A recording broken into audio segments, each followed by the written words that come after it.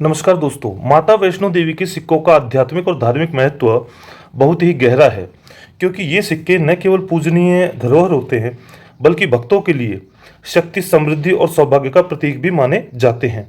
दोस्तों, माता वैष्णो देवी के जो सिक्के हैं, इनका आध्यात्मिक महत्व क्या है, उसके बारे में मैं आपको थोड़ा सा बताने जा रहा हूँ। आस्था और भक्ति का इनको प्रतीक माना जाता है और माता वैष्णो देवी के सिक्के भक्तों की श्रद्धा को दर्शाते हैं।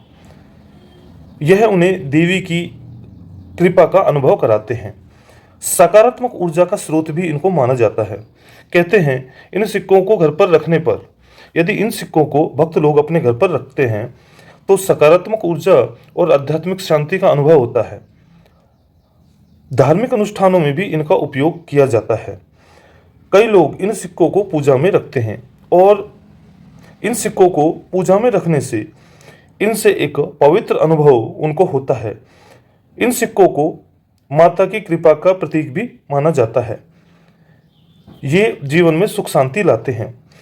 यात्रा के स्मारक, कुछ भक्तगण माता वैष्णो देवी की यात्रा के दौरान इन सिक्कों को प्राप्त करते हैं और अपनी भक्ति और यात्रा की स्मृति के रूप में संजोकर रखते हैं।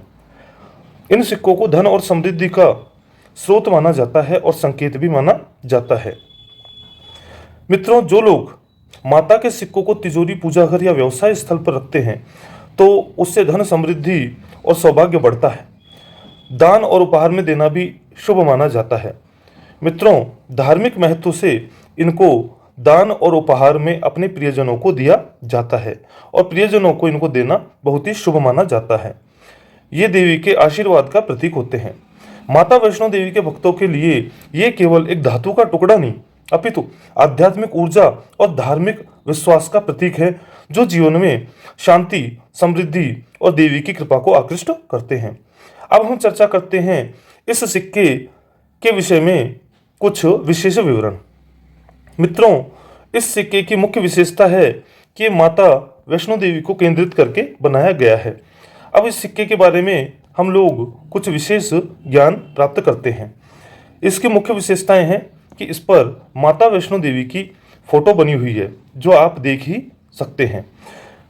इसका मुद्रण का वर्ष जो है वो 2012 है, यानी वर्ष 2012 में इनको मुद्रित किया गया था मित्रों। और 2012 में जब इनको मुद्रित किया गया तो इनकी मुख्य विषय वस्तु रखी गई श्राइन बोर्ड की स्थापना के 25 वर्ष पूरे होने का उपलक्ष्य। ये इनका मुख्य उपलक्ष्य था। इनकी जो धातु संरचना है उसके बारे में चर्चा कर लेते हैं। आज हम केवल 5 रुपए के सिक्के के बारे में ही समझने जा रहे हैं। इसकी धातु संरचना के बारे में समझिए मित्रों। इसमें तांबा 75% और निकेल 25% है। इसकी डिजाइन का विवरण आपको बताता हूँ।